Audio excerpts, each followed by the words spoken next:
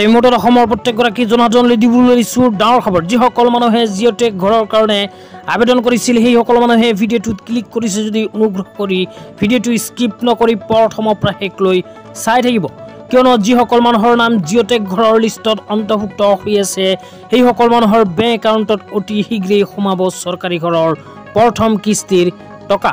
তো আপোনালোকে যদি জিঅ'টেক ঘৰৰ কাৰণে আবেদন কৰিছিল তেন্তে আপোনাৰ নামখন জিঅ'টেক ঘৰৰ নতুন লিষ্টত আহিছে না নাই কেনেকৈ চাব বিস্তাৰিত এইটো ভিডিঅ'ৰ মাজত আপোনালোকক বিস্তাৰিত জনাই দিম। অনুগ্ৰহ কৰি ভিডিঅ'টো স্কিপ নকৰি প্ৰথমৰ পৰা শেষলৈ চাব আৰু মোৰ চেনেলত নতুন হ'লে প্লিজ চেনেলটো ছাবস্ক্ৰাইব কৰি মোৰ লগত থাকিব। তো বলক ভিডিঅ'টো আৰম্ভ কৰি এই বিষয়ত আমি বিস্তাৰিত জানি লওঁ।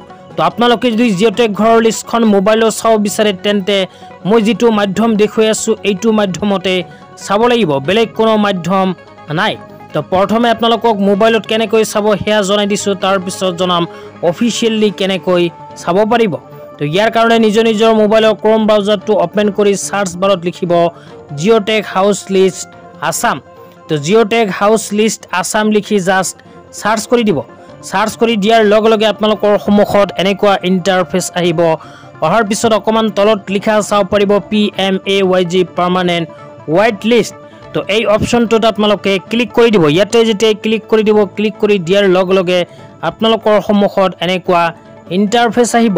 এনেকুৱা ইণ্টাৰফেচ অহাৰ পিছত অকণমান তলত লিখা চাব পাৰিব প্ৰধানমন্ত্ৰী আৱাস যোজনা গ্ৰামীণ panchayat with permanent wait list priority list is available here. Here যে লিখা আছে হিয়াৰ অপশ্যনত ক্লিক কৰি দিব। তো হিয়াৰ অপশ্যনত ক্লিক কৰি দিলে এনেকুৱা ইণ্টাৰফেচ আহিব। ইয়াতে অ'কে যে লিখা আছে অ'কে অপশ্যনত ক্লিক কৰি দিব। অ'কে অপশ্যনত ক্লিক কৰাৰ লগে লগে আপোনালোকক দেখুৱাইছোঁ আপোনালোকৰ সন্মুখত এনেকুৱাকৈ এখন নতুন ইণ্টাৰফেচ আহিব। অহাৰ পিছত ইয়াতে লিখা চাব পাৰিব অল ষ্টেট।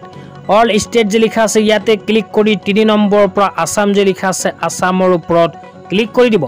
ক্লিক কৰি দিয়াৰ পিছত আপোনালোকৰ সন্মুখত এনেকুৱা ইণ্টাৰফেচ আহিব। আকৌ চিলেক্ট অপশ্যনত ক্লিক কৰি নিজৰ জিলাখনৰ নাম ইয়াতে চিলেক্ট কৰি দিব। তো জিলাখনৰ নাম চিলেক্ট কৰাৰ লগে লগে আপোনালোকৰ সন্মুখত এনেকুৱা ইণ্টাৰফেচ আহিব। অহাৰ পিছত আকৌ চিলেক্ট অপশ্যনত ক্লিক কৰি দিব। ক্লিক কৰি আপোনালোকে নিজৰ ব্লকৰ নাম ইয়াতে চিলেক্ট কৰি দিব।